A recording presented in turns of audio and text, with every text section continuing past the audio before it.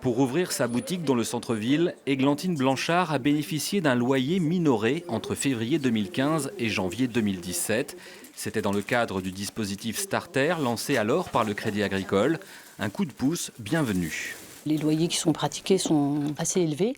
Il y a même souvent, comme je vous le disais, des droits d'entrée. Donc c'est clairement inenvisageable de prendre un risque pareil. Surtout, moi, je démarrais mon activité, donc je n'avais pas assez de recul pour prendre un tel risque. Sans ce dispositif en tout cas. Une initiative bancaire que la municipalité compte à son tour développer en prenant en charge la moitié du loyer mensuel des nouveaux commerces dans un périmètre situé dans l'hypercentre, là où de nombreuses cellules commerciales sont inoccupées. On sait aujourd'hui qu'on manque de diversité dans les commerces.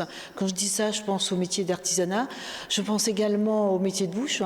Et on doit avoir des loyers qui soient acceptables, surtout au début de l'installation. Plafonné à 400 € par mois pendant une durée de 1 an, le dispositif est à l'essai.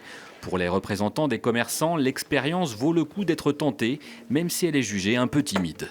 On aurait apprécié quelque chose de beaucoup plus grand, beaucoup plus large, quelque chose qui frappe un grand coup et qui donne des opportunités à beaucoup de commerçants et qui donne un esprit battant à Saint-Brieuc.